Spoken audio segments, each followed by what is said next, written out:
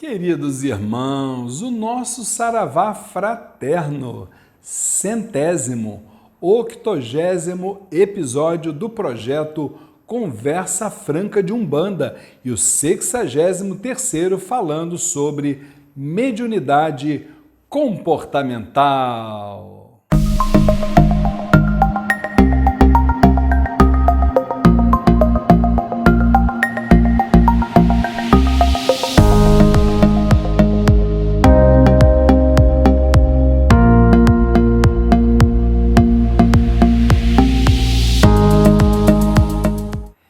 E hoje falaremos sobre um tema que muitas vezes não nos damos conta: o nosso trabalho na Terra. Pois é. Aí eu te pergunto, você já ouviu alguém dizer que se não faz o bem, o mal também não faz? Já ouviu isso? Aí eu pergunto, será que isso já seria o bastante aos olhos de Deus? Será que a gente veio para esse plano apenas com essa finalidade? Será que nós estamos trabalhando aqui para o nosso lazer ou nós viemos a trabalho? O que você acha? Um tema bem legal, né, gente? Vamos conversar sobre nossas tarefas nesse planeta? Olha só, abordando bem o aspecto espiritual, todos os espíritos que encarnam nesta casa planetária vêm para cumprir uma dupla finalidade. Olha bem, nós devemos progredir primeiro, tá? E trabalhar para a melhoria de vida no planeta. O que é isso? O planeta ele veio completo. Vamos entender, vamos explicar bem essa abordagem. O planeta ele veio completo, com tudo aquilo que nós precisamos, Deus nos deu. Então, o que a gente precisa? Primeiro, trabalhar em benefício próprio, que a gente possa crescer, para que a gente possa sair do estado de ignorância plena para o estado da sabedoria, retornando desta forma para o nosso lar definitivo.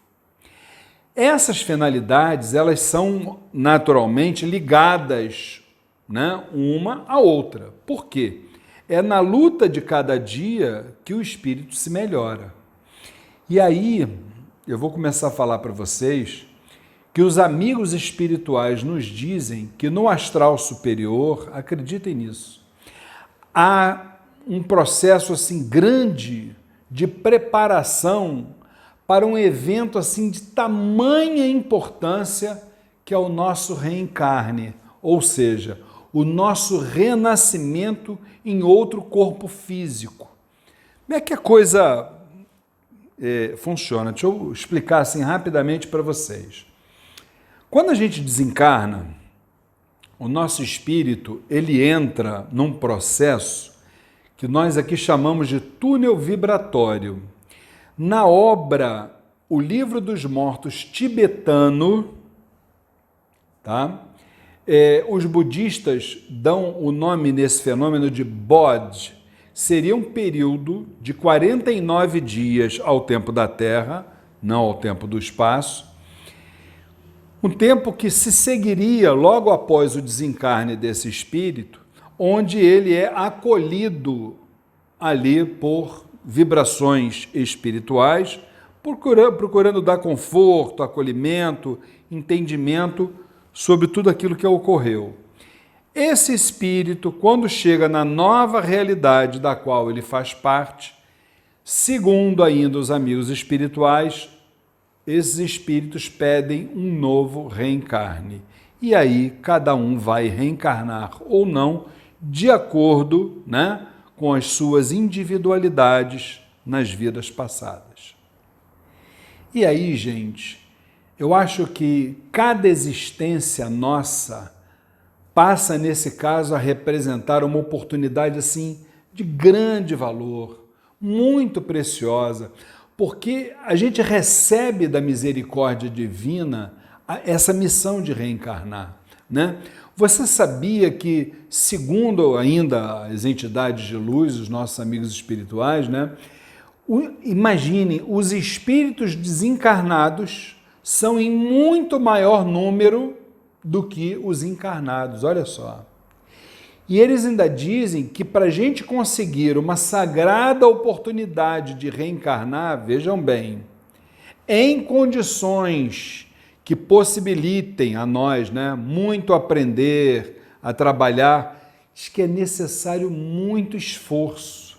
E aí a gente vai falar assim, em resumo para vocês, como é que funciona esse processo, já que muitas vezes esse mundo material que a gente vive, ele nos esconde o que realmente a gente veio aqui fazer. Então parece que é mais ou menos assim. O espírito candidato a reencarnar, ele estudaria a si próprio, as suas tendências e o seu passado. Vejam bem. Aí, com o auxílio, né, de dedicados mestres, professores, instrutores, que a gente poderia denominar como os nossos Exus e Pombagiras das almas, porque são eles que desenvolvem esse trabalho nesse plano espiritual ainda reencarnatório, o espírito traçaria o plano de tarefas que ele pretenderia desenvolver aqui embaixo. Seria, assim, uma espécie de planejamento, e esse planejamento seria determinante para a permissão, seria determinante para a permissão, para que ele tivesse a permissão para o retorno para um plano afim, ou aqui neste plano, ou um plano afim. Aí, deixa eu beber aqui um golinho d'água, porque a garganta está ressecada e está me provocando essa tosse. Aí, esse espírito, ele passaria a se dedicar ao estudo de sublimes virtudes. Iria se esforçar para gravar na sua memória espiritual, recordando que a memória espiritual, que aqui, ó, nossa glândula pineal, e essa memória espiritual, ela transcende as encarnações, tá? Gravar na sua memória espiritual disposições mais favoráveis, ou seja, ele receberia orientações para ser e não para ter. E aí, meus irmãos, finalmente o espírito receberia a devida permissão para renascer, né? Aí, ele, nesse momento, ele está rodeado de expectativas felizes, pelas promessas feitas no astral superior, né? Principalmente aquela que ele se compromete com Deus. Eu serei do bem. Tá? Isso aí é o acordo que a gente faz lá em cima. E aí, na Terra, todo aquele planejamento feito lá no Orum, lá em Aruanda, né? Ele vai ter oportunidades diversas para colocar em prática os compromissos que esse espírito assumiu e tornar efetivo ou efetivos esses compromissos como um projeto de vida, né? Esse planejamento que ele fez lá em cima.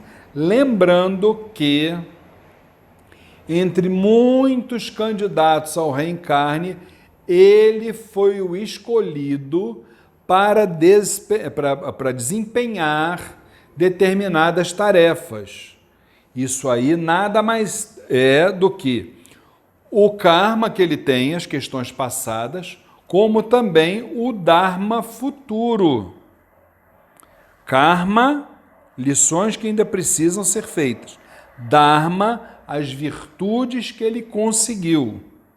Tá? Tudo isso pesou para que ele pudesse reencarnar. Muito bem. Quero lembrar que a partir de tudo isso que eu já falei até agora, o espírito, por consequência, aqui na Terra, ele já passa a responder pelo que ele vai fazer a partir dessa oportunidade recebida. Atenção para isso. Só que a espiritualidade nos ensina que o homem no mundo assume responsabilidades, olha bem o que eu vou dizer, não só pelo mal que ele faz, mas também pelo bem que ele deixa de fazer. Porque isso tudo está atrelado, mais uma vez, ao karma futuro. Quando a gente precisa entender que nós estamos dentro de uma teia espiritual, tá?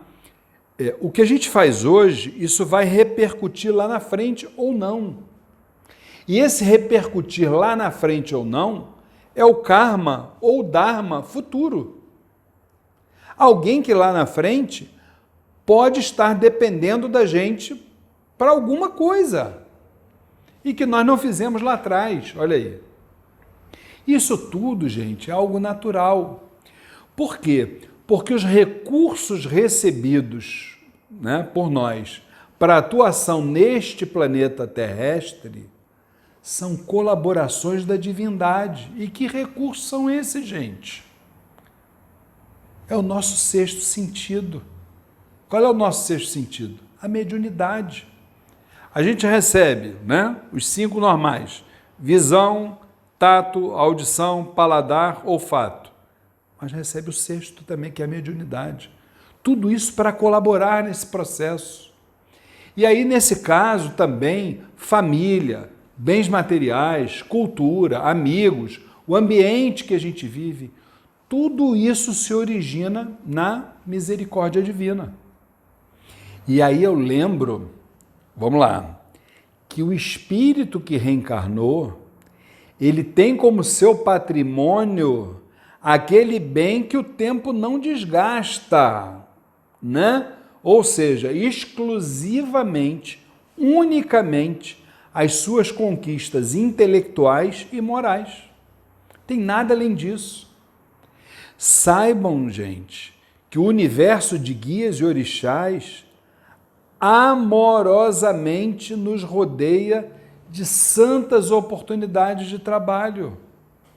Não é verdade? Assim como acontece com cada um de nós no dia a dia, me lembrei disso aqui agora, eu queria recordar uma passagem bíblica, aquela passagem dos talentos, quando o nosso grande avatar, né, o Mestre Jesus, falou a respeito de 3 servidores que receberam talentos conforme as suas próprias capacidades. Vamos falar sobre isso? Eu lembro que nessa passagem bíblica, aquele servidor que foi considerado infiel, ele não foi lançado às trevas por fazer o mal propriamente dito. Por quê? Porque ele se limitou, ele preferiu a enterrar o talento que ele tinha recebido de Deus. Na verdade, a sua mediunidade.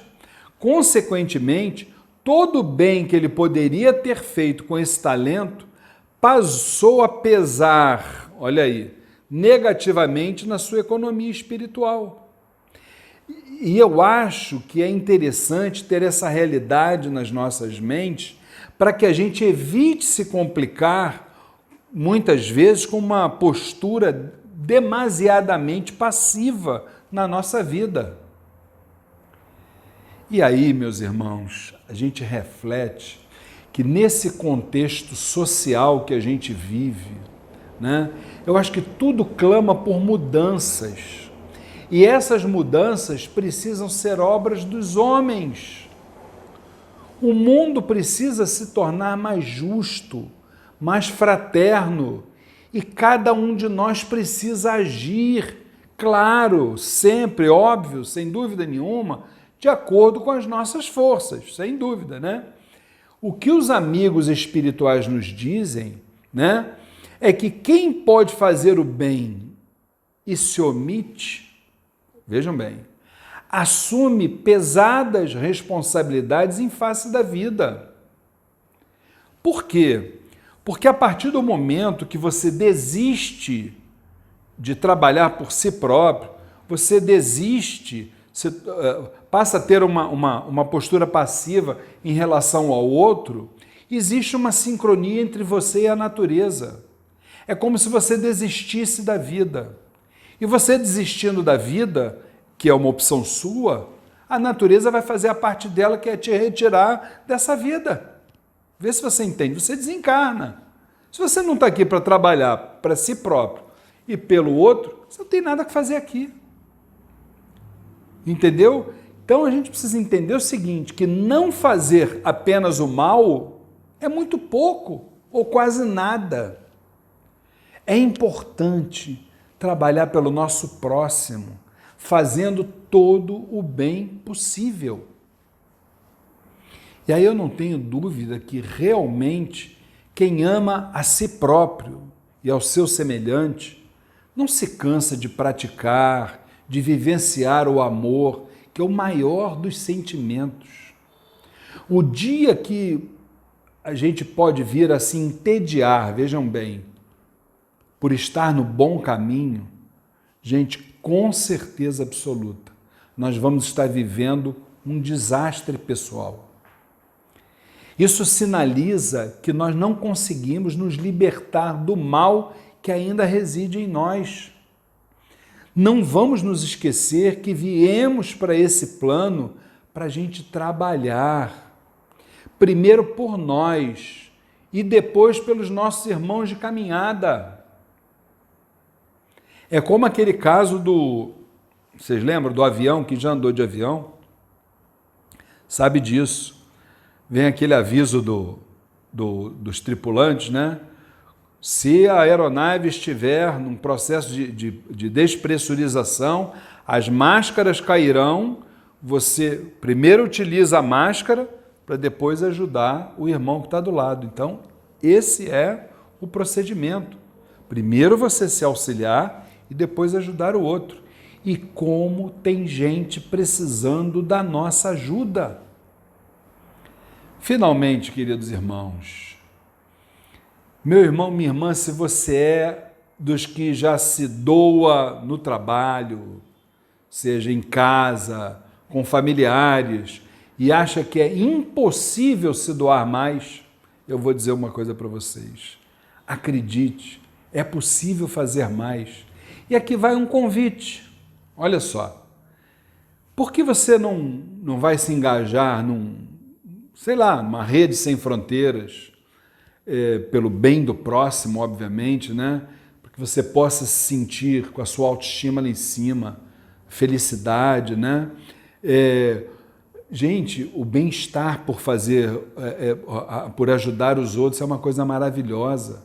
Se você não sabe o que fazer, comece olhando, por exemplo, a sua rua, os seus vizinhos, o seu bairro. Verifique o que falta para um irmão. Seja, por exemplo, aqui, olha, num templo religioso, num clube que você frequenta. Tenha a absoluta certeza. Sempre existe alguém bem próximo a você, envolvido em algum projeto do bem.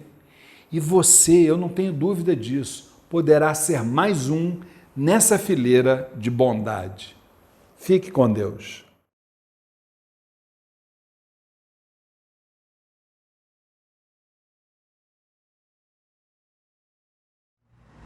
Meus irmãos, se vocês gostam dos vídeos que são publicados neste canal do YouTube do Templo Estrela do Oriente, não se esqueçam, inscrevam-se no nosso canal. Depois, se você gostou do vídeo, não esqueça de dar o like e, por último, aperte aquele sininho, porque todas as vezes que tivermos um novo vídeo, você será avisado. Muito obrigado!